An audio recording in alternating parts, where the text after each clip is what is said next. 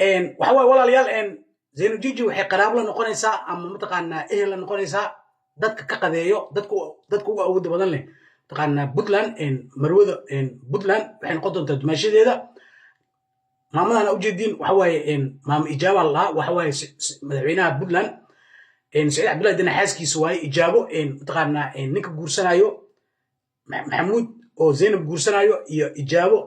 ilmaadeen rasmi way la walaala kala dhashay saas rabaan ku faayo mataqaana hadda shaqada oo ilaalada oo madaxtooyada qaybta protocolka waa laga bedelay hadda shaqo weyn loo dhiibay way idin sheegi doonaa waxa way ninka dad badan waxa laga yaabaa inay hadda si dadku weydiino ninka xaas ma soo maray ninkan xaas hore waa lahaa iyo kulli way idin sheegi doonaa barnaamijka ugu dambeeya oo Zainu Jiji arooskeeda cusub iyo taariikhdeeda aan kaga soo hadlayo waxa way maadaama aan daa gadaashiisa wax badan aan ogahay mataqaana oo fanaaniin dadka caanka dhan xoogooda ay ku soo dhacaan waxa way Zainu Jiji cadow badan yeelo doonta Zainu Jiji weerar badan lagu soo qaadi doonaa mataqaana anina insha Allah taala waxa ka mid noqon doona dadka difaaci doona Zainu Jiji hadii la yiraahdo oo mataqaana waxa la wixii cadow ku ah gabadhan iyo waxa la wixii horumarkeeda mataqaana ku soo weerari doona ana hadin sheegay dad badan soo weerari doona oo adnadaab ay ka mid tahay dad badan maadaama adnadaab reer Boosaaso ay tahay oo Cali Salmaan ay tahay waxa way weerar badan lagu soo qaadi doona hadda Zainab ana idin sheegayo arooskeeda markuu dhaca kadib way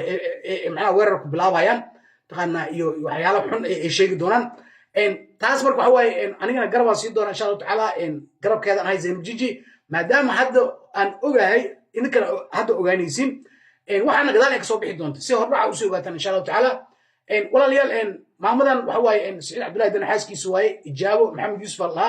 maama sharaf leh karaamo leh way anagana madaxaynu saaran tahay maamada Allah barakeeyo taqaana maama ijaabo markaan dhahay waxa way maamooyinka dhan ay mas'uul ka tahay marwada Puntland way macnaha saasa maama ka wada maane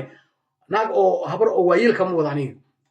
waxa way ninkan waata shan aan ka soo hadlay maxamuud waxa way mataqaana sharmarke mataqaana asagana waxa way ilma adeer waa labadooda iyo maama ijaabo iyo asaga ilma adeer waaye waxa way asaga madaxtooyada wuxuu jooga oo mataqaana qaybta protocolku jooga tasha idin sheegay oo waagi waxa la keenay Saciidani markuu hal sano joogo asaga waa la keenay meeshu iska joogo wixiisu iska dhuuqay mataqaana hadda waxa way shirkadda waxa madax looga dhigay Puntland mataqaana qaybta Boosaaso shirkadda korontada ugu weyn macnaha shirkadda eeneye iyo shirkadda ninka shaqadiisa hadda in final mugta oo Zainab guursaro macnaha Zainab waxay dumaashada noqon doontaa marmada madaxweynaha Zainab waxay u surmi doontaa nafaqadan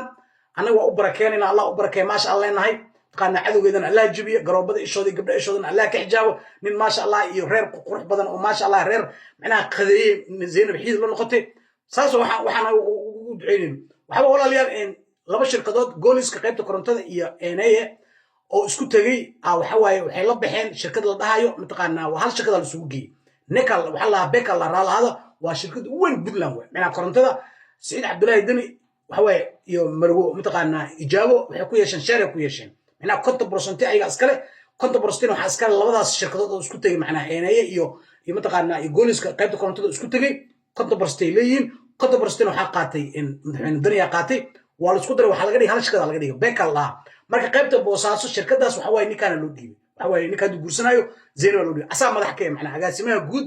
oo waxa way shirkadda Boosaaso waxa way Bekal way macnaha waxa way qaybta oo waxa way shirka ay ku leeyihiin reer Dani way oo asagu meesha u fadhiya macnaha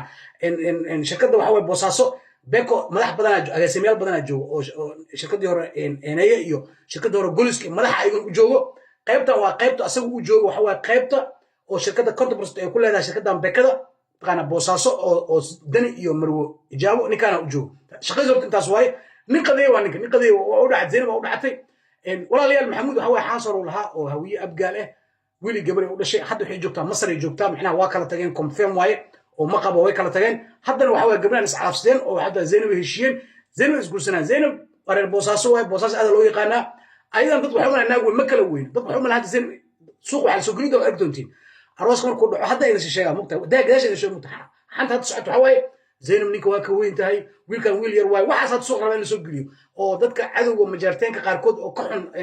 Zainab iyo raba inay suuq soo geliyaan marka hadda ay is sheegaa Zainab iyo ninkan ma kala weyn wallahi bilaatada isku fac way ina been sheega ambo waxa la yaabaa asay ka weyn yahay sababtoo Zainab waa yarta ana idin sheegaa Zainab hadda dhaw iskoolka dhameysay dugsiga jaamacadda ee Boosaaso ka dhameysay kadibna warinimada waxay shaqeynaysaa 2 sano waxa dhameynay shaqeynaysaa kadib waatay Masar imaanayso aad kadibna Belgium ay maado والله بلا زينب وين زينب ويرتا زينب قبر يواي مركا وحواي سوق هذا ربا إنه سوق لي ناق وين واحد جوسواي زينب قبر يواي إلهي سو علفي جعل كودن هوارو وحلا وحي كحن وحلا وحي حسدا إن شاء الله كقبته مقالك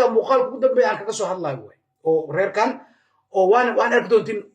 markii aroosku aan boosaas iyo